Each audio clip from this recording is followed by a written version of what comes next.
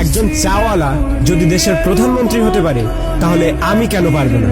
একটা ছেলে যে জঞ্জাল সাফ করার কাজ করত আর সে যদি বিশ্বের অন্যতম ক্রিকেটার হয়ে দেখাতে পারে তাহলে আমি কেন পারবো না? একটা মানুষ কোনো ডিগ্রি ছাড়াই শুধুমাত্র পেট্রোল পাম্পে কাজ করে ইন্ডিয়ার বেস্ট বিজনেসম্যান হতে পারে তাহলে আমি কেন পারবো না? হাই স্কুলের বাস্কেটবল টিম থেকে বাদ দিয়ে দেওয়ার পরেও যদি সে দুনিয়ার বেস্ট বাস্কেটবল প্লেয়ার হতে পারে তাহলে আমি কেন পারবো না? কিছু লোক কলেজ ড্রপ আউট করার পর নিজের কোম্পানিতেই কলেজের টপারদের হায়ার করতে পারে তাহলে আমি কেন পারবো না? এক ব্যক্তি যাকে নিউজ পেপার কোম্পানি চাকরি থেকে বাদ দিয়ে দেয় কারণ তার মধ্যে নাকি ক্রিয়েটিভিটি কম ছিল, আইডিয়া কম ছিল, সেই ব্যক্তি যদি পরে মিকি মাউসের মতো ক্যারেক্টার ক্রিয়েট করতে পারে তাহলে আমি কেন পারবো না? একটা মানুষ যার গার্লফ্রেন্ড তার সাথে ব্রেকআপ করে নেয় এবং তাকে সমস্ত সোশ্যাল সাইট থেকে ব্লক করে দেয়, কিন্তু সেই ব্যক্তি পরে দুনিয়ার সব থেকে বড় সোশ্যাল নেটওয়ার্কিং সাইট ফেসবুক বানিয়ে দিতে পারে তাহলে আমি কেন পারবো না? এক ব্যক্তি 999 বার ফেল হওয়ার পরেও হার না মেনে 1000 বারের মাথায় বাল্ব আবিষ্কার করতে পারে তাহলে আমি কেন পারবো না?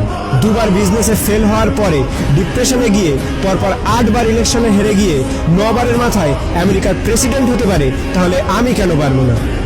এক ব্যক্তি যাকে নিজের কোম্পানি থেকে তাড়িয়ে দেওয়ার পরেও যদি অ্যাপেলের মতো কোম্পানি গড়ে তুলতে পারে তাহলে আমি কেন পারবো না?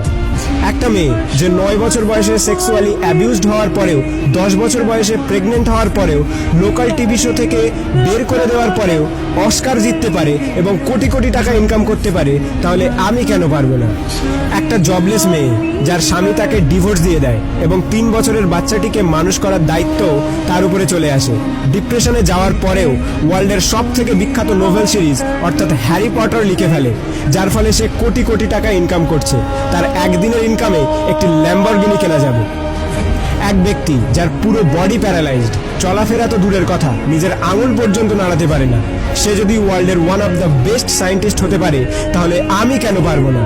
তোমরা সব জিনিসই অ্যাচিভ করতে পারো যেটা তোমরা করতে চাও, যার স্বপ্ন তোমরা দেখো, শুধু তার জন্য একটা আগুন দরকার, একটা স্পার্ক দরকার।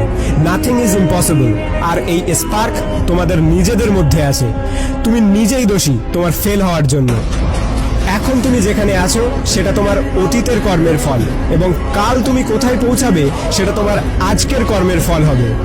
আমার তরফ থেকে সবাইকে অল দ্য বেস্ট। যদি ভিডিওটি ভালো লাগে তাহলে লাইক করো, শেয়ার করো, আর তোমার মতামত কমেন্ট করে জানাও।